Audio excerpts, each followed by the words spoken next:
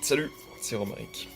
Dans cette vidéo, je vais compléter la vidéo précédente que j'ai faite sur le malaise parce qu'en fait, il y a plein d'aspects que j'ai pas abordés, notamment en fait un des points cruciaux, ce que je voulais absolument dire, bah en fait je l'ai pas dit. Voilà. Enfin, je l'ai introduit mais je l'ai pas dit.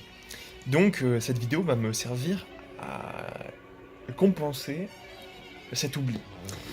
Euh, le postulat que je formulais, c'était que c'est parce que les gens ne regardent pas leur malaise en face que il y a autant de problèmes dans le monde en fait. Le fait est que les gens ont des besoins qui sont plus ou moins subtils, on va dire. Il y a des besoins très primaires comme manger, dormir, boire, etc. Et puis il y a des besoins de plus en plus complexes. Une fois que tu te hisses à des différents niveaux de hors de la survie. Voilà. Donc tu as une survie primaire, les trucs que j'ai abordés, nourriture, santé de base, quoi, tu vois. Et puis ensuite, il y a... C'est un peu la pyramide discutable des besoins de Maslow, mais voilà, il y a des besoins de plus en plus euh, subtils, ça serait me réfugier derrière des mots un peu faciles, mais de plus en plus spécifiques ou de plus en plus abstraits, conceptuels, je sais pas trop, bref. Donc, euh, finalement, on a une somme de besoins qui est relativement importante pour que on soit totalement épanoui, pour que on puisse se hisser complètement hors de la survie et voire même au-delà de l'humain, tu vois, vers un stade surhumain, euh, voilà, au terme de Nietzsche, etc. Mais bon, je suis pas un expert, donc je vais pas me lancer dans une explication du concept. Mais moi, ce que j'en retiens, et je dirais pas ce que j'en comprends parce qu'il y a plein de choses à comprendre de ce concept, mais ce que j'en retiens, c'est que l'humain n'est pas un stade fini en fait. Et d'ailleurs, ça peut être une des motivations un peu dans un très long terme, qui est de se projeter sur qu'est-ce que l'humain dans le futur. Euh, Est-ce que le transhumanisme tel qu'il est décrit par Google euh, est la seule option qui s'ouvre à l'humain? Moi, je pense, et c'est ce que j'essaie de décrire dans les... Dans... tu peux aller regarder la vidéo aussi sur ma présentation des storyboards euh, de, de mon œuvre, les Absoutrates. Oui, voilà, dans ces Absoutrates, j'essaie de décrire euh, d'autres idées. Voilà, j'essaie surtout de partager des idées qui sont pas les miennes. En fait, qui sont peut-être les miennes parce que je les ai réinterprétées, mais voilà, j'ai plein d'inspiration et du coup, je mixe les idées et j'essaie de proposer des solutions qui soient pas dystopiques en fait, qui soient bon, je sais pas, pour certains ça peut être dystopique, mais qui serait une sorte de fusion, de réintégration de l'humain dans toute la vie, dans la nature, etc. Et qui lui donnerait en fait, parce qu'en séparant, en créant une frontière entre euh, l'humain et lui, déjà il perd un sens, il perd le sens qui est donc la vie, c'est de coloniser tout ce qui, coloniser l'inerte, tout ce qui ne vit pas, tout ce qui n'a pas de conscience. C'est mon avis, bien sûr, ça n'engage que moi. Mais comme je le vois, comme ça peut être, je te parle de motivation et de projection à long terme, je pense que le fait que l'humain soit sorti un peu de la nature lui fait en fait consommer beaucoup plus d'énergie que ce dont il a besoin en se nourrissant de trucs qui viennent de super loin, qui sont toxiques et qui ne participent pas à, comment dire, le, une augmentation de sa biomasse, si je devrais parler, si je devais parler en termes un peu écologiques, c'est-à-dire quand tu prends une alimentation mais que tu en retires rien, tu vois que, pas rien, mais que il y a une très grande partie de ton alimentation qui n'est pas assimilée par ton corps, imagine que du coup ça c'est mis dans les égouts, mais ça a consommé énormément d'énergie pour être arrivé à ta bouche. Donc simplement le fait de se dire d'une part d'où vient ma nourriture, ça c'est la base, mais aussi est-ce que ça m'apporte quelque chose? Euh, c'est des questions qu'on doit se poser maintenant parce que on n'est plus euh, directement en contact avec juste la source de notre alimentation. Bref, je me suis complètement perdu. Euh, donc par rapport au malaise, oui, le fait qu'il y a des besoins de plus en plus, pas spécifiques ou particuliers, mais disons plutôt euh,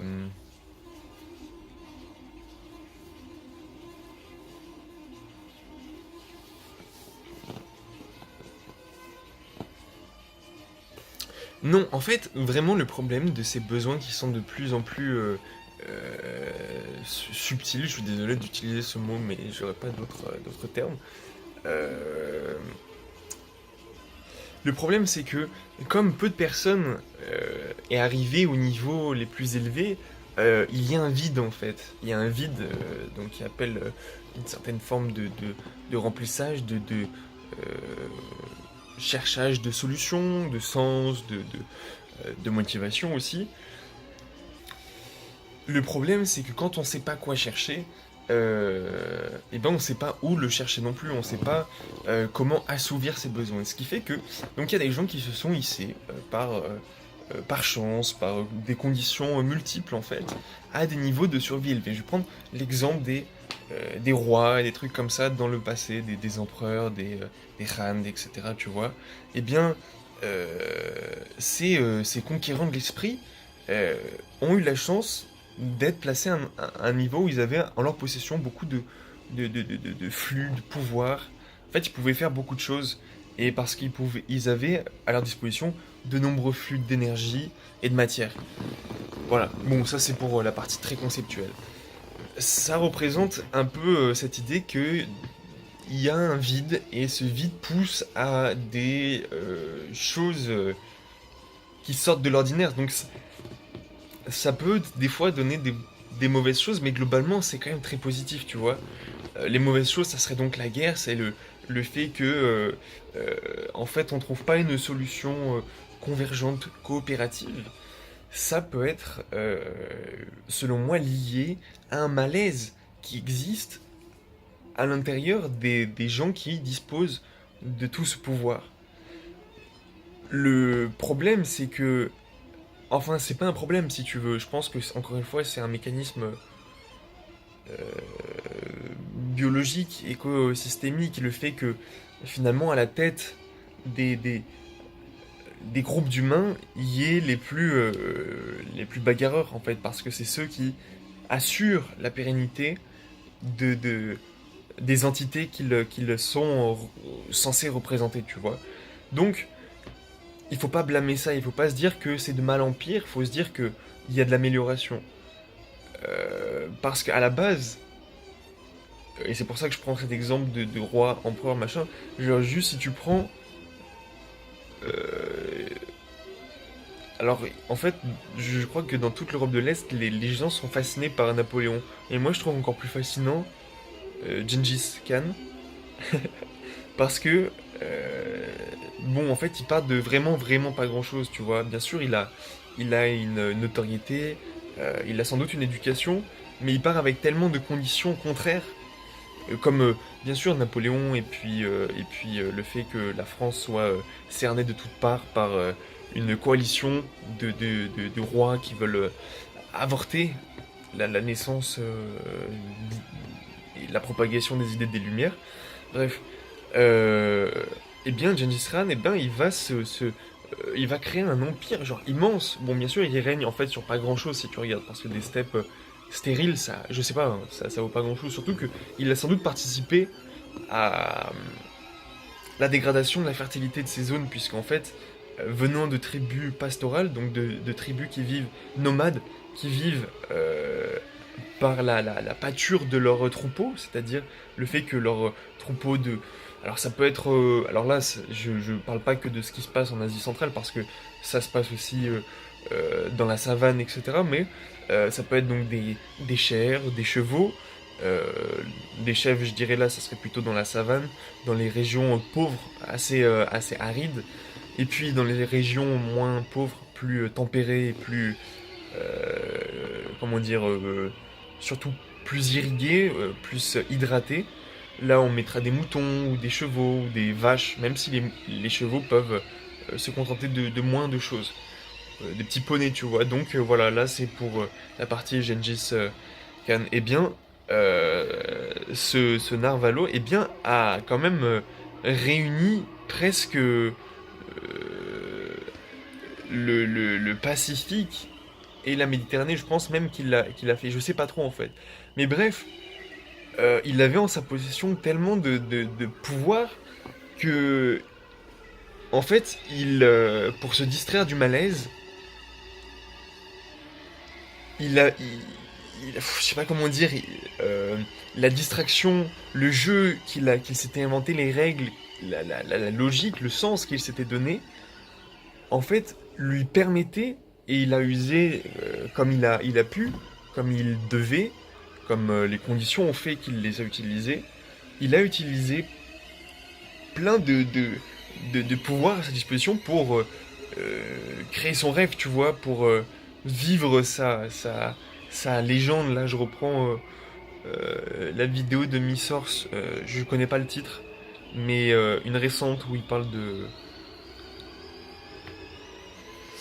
Il parle tu sais, le monomythe là, où il y a 12 étapes, donc le héros, l'appel aux armes, non, l'appel au voyage, le refus, ensuite il y va, les péripéties, résolution, retour au foyer avec le Graal, etc. Tu vois. Bon, là j'ai retenu, je suis pas allé checker par moi-même, donc je suis désolé de ce que je fais. Mais encore une fois, bien sûr, voilà, un petit rappel sur mes vidéos, ce n'est que des idées, tu vois. Ce n'est pas des faits, voilà, c'est très important. Les idées, c'est ni vrai ni faux. Les faits, c'est vrai, bon, dans l'absolu, non. Mais c'est vrai dans le système de connaissances qu'on a, qui sont un système qui est bien sûr anthropocentré, puisqu'il part de nous, tu vois. Il est pas...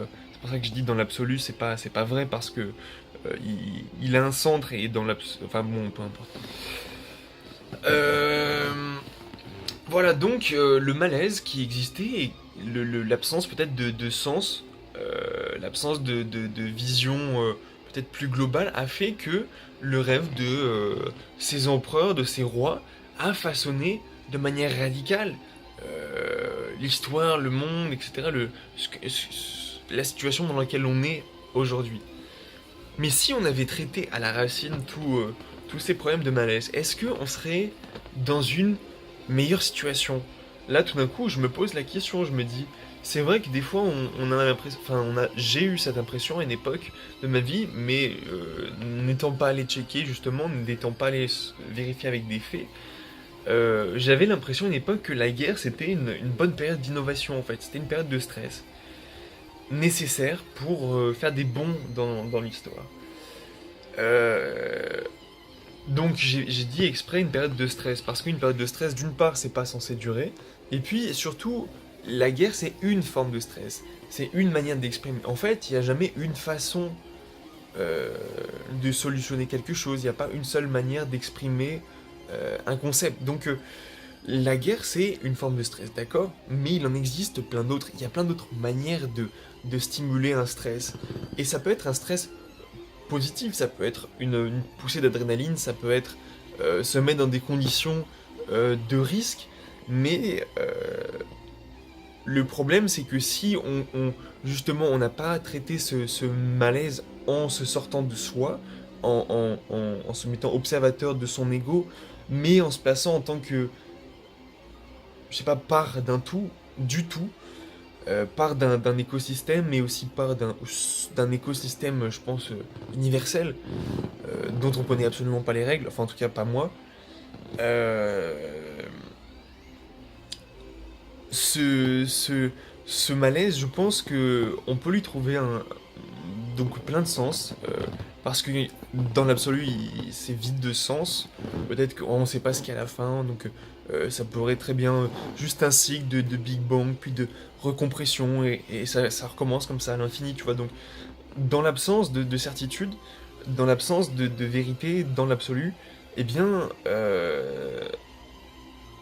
c'est à toi de créer ton sens. Et un ami m'a partagé cette vidéo qui s'appelait peut-être positive ou optimistique nihilisme, qui dit qu'en fait, parce qu'il n'y a pas de sens, dans l'absolu, c'est à toi de donner du sens à la chose. Donc, selon tes inspirations, tu vas te créer un sens pour ne plus voir ce malaise existentiel qui est que tu ne sais pas quoi faire, que tu ne comprends pas ton rôle écologique, euh, et qui te pousse du coup à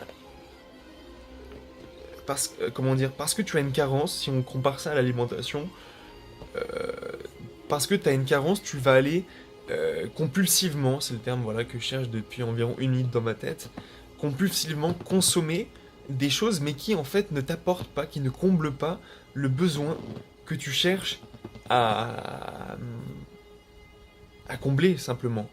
Donc, pour juste finir sur le fait de se nourrir compulsivement, je pense que ça traduit juste, oui, une carence, une, le manque de quelque chose dans l'alimentation. Donc on peut le voir aussi dans des domaines non physiques, on est d'accord. Mais on peut aussi juste être pas terre à terre, mais très physique en se disant si je mange à certaines périodes autant, c'est parce que d'une part j'ai un besoin qui se réveille et je dois activer une fonction dans mon corps, ce qui fait que ces fonctions elles sont activées par des hormones euh, qui sont un peu les déclencheurs de ces fonctions. Mais ces hormones eux-mêmes sont liées, je sais pas dans quel sens, là je m'aventure dans un terrain boueux pour moi, parce que je n'y vois vraiment euh, que très opaque. Attends. Oui, l'alimentation crée des... comment dire, engendre la sécrétion, je sais pas comment dire, la génération d'hormones qui eux-mêmes créent des nouveaux besoins primaires en fait tu n'as pas besoin forcément d'expliquer, de comprendre, mais juste d'observer pour être sûr que c'est pas justement compulsif, que tu ne te trompes pas de cible, que tu ne te trompes pas d'alimentation, dans ce cas de nourriture, qui pourrait être effectivement une nourriture plus mentale, plus spirituelle, que tu pourrais trouver, oui, dans la nature. C'est vrai qu'il y a un côté très relaxant. Euh, Voilà, donc en fait, le malaise, il n'y a pas qu'une seule manière déjà de... euh, En fait, il n'y a pas qu'une manière de s'occuper, mais pour trouver comment s'occuper au mieux, pour ne pas tomber dans un piège de divertissement où justement comme je le disais dans la vidéo d'avant, tu vas... en fait, les stimuli vont s'accumuler à l'intérieur de toi et cette énergie du malaise, ne sachant pas la traiter, elle va t'alourdir, elle va te donner beaucoup d'inertie et puis à un moment, elle va te plonger et tu seras face à elle et tu pourras plus rien faire, ça sera trop tard. Donc avant la catastrophe, bien sûr, il faut éliminer, utiliser cette énergie du malaise pour, un, trouver du sens, deux, travailler dans le sens que tu t'es trouvé pour t'occuper d'une façon constructive pour toi et surtout pour ton environnement, puisque en fait il n'y a pas de distinction entre les deux. Voilà. Donc si on avait traité chez ces personnes, si ils avaient eu la chance d'avoir autant de ressources qu'on a aujourd'hui, parce qu'en fait aujourd'hui c'est ça le pire, c'est que d'une certaine manière on n'a pas d'excuses. Si tu n'as pas de sens, si tu ne sais pas quoi faire, si tu compenses avec des choses et que tu en es conscient mais tu sais pas comment en sortir, c'est que en fait tu ne fais pas l'effort de curiosité nécessaire pour te trouver des centres d'intérêt, te trouver aussi une éthique, mais qui vient de tes centres d'intérêt à la base, puisque tu es un singe, je suis un singe, on est des singes, donc on est là, on s'amuse, on teste les choses autour de nous. Bien sûr, les humains dans une ampleur exponentielle grâce au stockage de la connaissance, donc de la civilisation, et sa fluidification par Internet notamment. Aujourd'hui, on n'a pas vraiment d'excuses, si tu veux, pour ne pas savoir comment traiter ce malaise. Enfin, je veux dire, pour les gens qui ont la capacité à trouver à savoir que ça existe, en fait, à mobiliser cette connaissance. Donc en fait, s'il y a un effort à faire, c'est pas en apprenant aux gens quoi faire, mais en leur apprenant comment apprendre à quoi faire. Voilà. Bon, ça c'est un peu hors sujet, mais ça peut être encore une fois une motivation, quelque chose à faire. Parce que là, je crois que dans les mois qui viennent, tout ce que je vais faire, c'est me trouver des motivations pour faire les choses que je sais que je dois faire. Je sais que je dois m'occuper de mon terrain, je sais que je dois m'occuper des jardins, je sais que je dois apprendre certaines choses au niveau biologie, au niveau des plantes, au niveau de l'écologie, pas au sens, oui, non, pas au sens hippie, mais au sens scientifique du terme, hein, au sens des choses qui interagissent ensemble, tu vois, ce qui compose un paysage, un, un écosystème, bref. En apprendre sur l'histoire, en apprendre sur, en fait, toutes ces composantes qui, en fait, font qu'on est dans cette situation. Parce que moi, je vois des soucis, je vois plein de choses qui fonctionnent pas. Et je pense que tu en vois aussi, mais ça sert à rien de passer trop de temps à les fixer sans agir derrière. C'est tu les regardes, tu vois.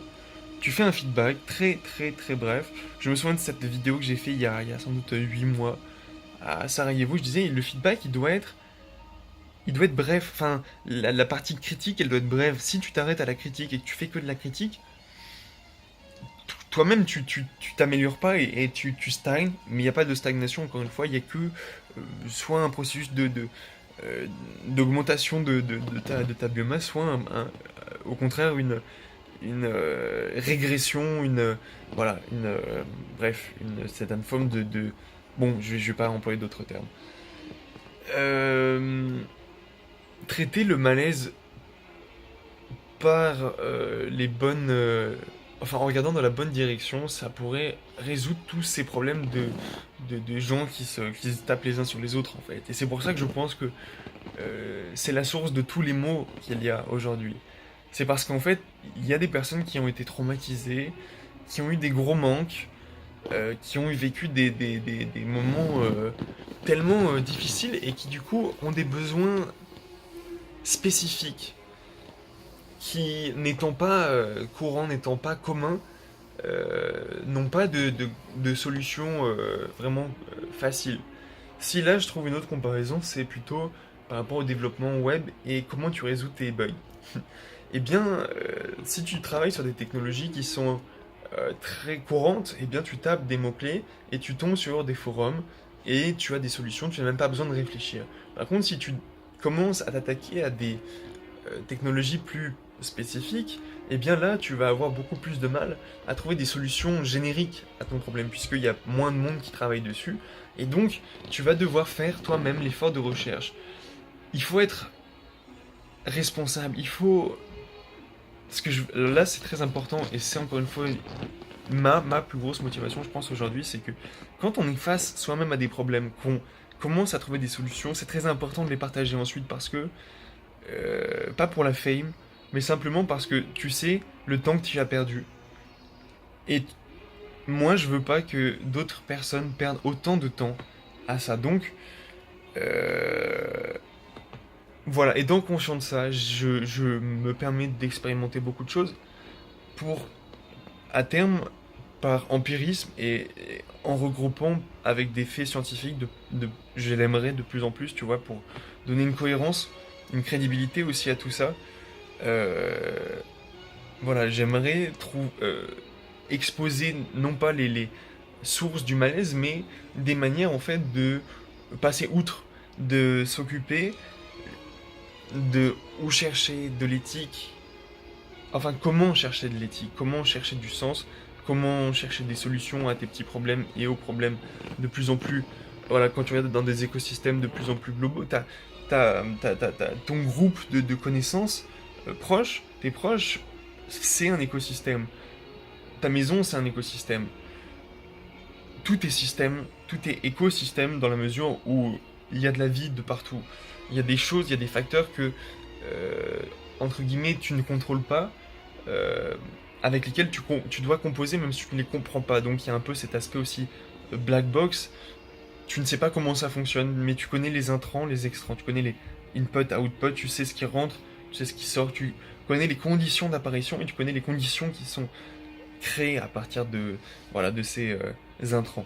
Bref, donc tu dois composer avec des écosystèmes, avec une vision forcément holistique, donc forcément abstraite, donc forcément incomplète, puisqu'il y a tellement de données. Alors voilà, encore une fois, un intérêt de l'intelligence artificielle, de capacité de gestion de data incommensurable, dépassant l'entendement humain, d'où l'intérêt de développer ces outils. voilà, un des côtés positifs, hein, parce que moi j'en entends parler principalement négativement avec ce que ça pourrait causer de négatif. Encore une fois, si tu regardes dans la direction optimiste, c'est pas naïf, c'est optimiste. C'est-à-dire que tu développes des solutions positives en restant bien sûr prêt à réagir en cas de déstabilisation de l'écosystème dans lequel tu te trouves. Parce qu'à chaque arrivée de grandes révolutions technologiques, la vapeur, le train, le plastique, le pétrole, enfin bref, plein de choses, euh, ont déstabilisé à leur période les écosystèmes, même la première forme de vie qui a sécrété tellement d'oxygène qu'elle s'est tuée elle-même, tu vois. Et donc, une première grande extinction, euh, grand choc, adaptation, voilà. Faut pas avoir peur du choc, en fait, faut pas avoir peur. Le malaise aussi, il est lié au fait qu'on n'agit pas, et ce fait qu'on n'agit pas peut être lié à des peurs qui nous définissaient un moment, mais qui peut-être n'ont pas lieu d'être, d'où l'intérêt de les interroger, d'où aussi même interroger leur immuabilité. Des fois, on pense qu'il y a des choses qui sont là pour toujours, mais en fait, non. Je suis assez triste de constater que, surtout une génération assez ancienne, euh, voit les choses qui leur arrivent comme des fatalités. Je commence à avoir ça, je commence à avoir tel problème de santé, etc. Mais, alors peut-être que je suis très jeune et que je comprends pas ça, mais j'ai tout de même l'impression que si il y a un processus euh, d'entretien de son corps, d'entretien de son esprit en restant, en continuant d'apprendre, en continuant d'absorber des nouvelles choses, et en continuant de créer, en continuant de les sortir, à mon avis, il y a un processus de préservation qui se, qui, se- qui se perpétue, qui pérennise l'organisme dans sa totalité, corps, esprit, voilà. Donc, chercher à donner du sens, peut-être, mais simplement solutionner à son échelle les petits problèmes qu'on voit, sans, sans chercher justement à manipuler trop de flux, parce que ce n'est pas possible d'avoir une vision sur tout. C'est pas possible de tout connaître, c'est pas possible de... Déjà parce que toute la connaissance n'a pas été fixée, on est un infime morceau de, de- des connaissances infinies, enfin des limites infinies de la connaissance, donc voilà, on est forcément partial, mais avec nos capacités, avec humilité du coup, en restant sur ce qu'on est capable de comprendre, au moins de manière holistique justement, mais à partir du moment où ça nous dépasse, à partir du moment où on n'a plus de faits mais que des opinions, alors là je pense qu'il faut savoir lâcher la bride, commencer à chercher de la vraie connaissance, soit en expérimentant soi-même quand il n'y a pas beaucoup de connaissances, soit, non pas soi, mais on peut également s'appuyer sur la connaissance qui a déjà été fixée par d'autres personnes, c'est-à-dire des livres, des vidéos, etc., qui sont plus factuels, qui sont plus vérifiés par la structure de connaissances scientifiques actuelles. Voilà. Donc, je sais pas si je suis très clair dans quoi faire à propos du malaise, sur vraiment mon postulat de base que tous les problèmes, le fait qu'il y ait autant de gens qui veulent s'approprier autant de richesses, parce qu'en fait, ça dénote sans doute une grande peur ou un grand vide de sens, un grand besoin de s'occuper avec des trucs de plus en plus fous, parce que finalement, il y a pas cette capacité à jouir de ce qui est déjà là, hein. Est-ce que j'ai besoin ou est-ce que je dois rappeler, dans la mesure où c'est assez subjectif, que la paix, la sérénité, en fait, le bien-être, le bonheur dans sa stabilité calme est déjà là, tu vois. Il y a juste besoin de le réaliser, de le voir. Moi-même, je ne l'ai pas complètement réalisé, je suis pas vraiment dedans, parce que je suis capté par toutes les choses du monde matériel et des idées. Donc voilà, mais je m'entraîne à bien avoir conscience de ça, que j'ai déjà tout ce qu'il me faut, parce que je suis en vie, parce qu'il fait chaud, parce que je mange même plus qu'à ma faim des fois. D'où l'intérêt aussi de se créer un environnement qui soit pas un piège, qui soit pas entouré de trucs toxiques qui te captent, hein, avec les supermarchés, même les marchés, leurs fruits trop beaux pour être vrais, tu vois. l'intérêt de créer, de faire pousser sa nourriture. Donc là, je me mets de plus en plus à l'aise aussi avec mon terrain. Donc une occupation qui me sort du malaise, qui m'évite de tourner sur toujours les mêmes pensées, et donc de m'enfoncer des fois dans du négatif. C'est se projeter sur du constructif. Qu'est-ce que je fais pour être de plus en plus résilient?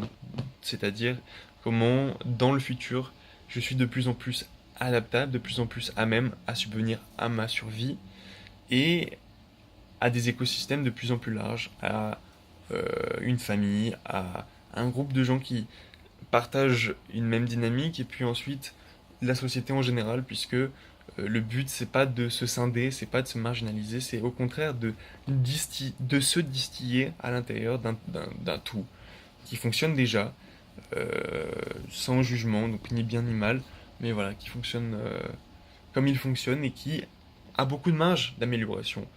Et je pense que ça sert à rien non plus de blâmer ces dirigeants, ces gens au pouvoir qui finalement peut-être cherchent à aider, qui cherchent à se rendre utiles, mais qui sont peut-être trop dans l'ego, qui n'ont pas le sens, la vision globale, la vision peut-être universelle qui leur donnerait du sens ou qui les remettrait un petit peu à leur place. Ces gens vont du coup être très avides, très soif de conquête matérielle. Donc faut pas blâmer parce que justement, je l'ai dit en début de vidéo, c'est un mécanisme qui nous permet de survivre, qui nous permet d'exister face aux autres esprits de conquête, des autres pays, des autres inconscients collectifs que forment les nations, les fédérations de pays, etc. Tu vois. Voilà. Mais si, en fait, on continue à distiller ces réponses au malaise de base, parce qu'il y a déjà beaucoup de- pas de thérapie, mais des choses qui te permettent de comprendre, en fait, les flux qui t'animent, les flux émotionnels, ce qu'ils signifient. Bien sûr, il n'y a rien de sûr à 100%, mais déjà, ça te donne des idées, ça t'aide un petit peu à comprendre ce qui se passe. Donc, c'est intéressant de faire ce travail en amont, euh, soigner le malaise à sa racine, comprendre les vrais besoins et voilà, travailler dans le sens de leur résolution. Et ça implique souvent, oui, la résolution de problèmes de son environnement, puisque on n'est que euh, un nœud de stimuli, mais qui vient de notre environnement. Mais voilà, on n'est rien sans tous ces intrants, toute cette énergie qui nous arrive, on est mort. Donc voilà, la résolution du malaise vient aussi dans ta responsabilisation par rapport à ton environnement, la compréhension que c'est lié à ton propre bien-être. Voilà. Et que se jeter à corps perdu dans du divertissement, ça ne va pas améliorer les choses. Et dans la conquête de choses mondaines, matérielles, non plus, va pas apporter une, une paix, un calme durable, parce qu'en fait, voilà, et c'est déjà là, et la distraction, en fait, te détourne de ce calme. Voilà. Donc, sur ces réflexions, je crois que là, j'ai dit pas mal de choses. Je te souhaite donc une bonne digestion de ces informations. Belle journée, salut.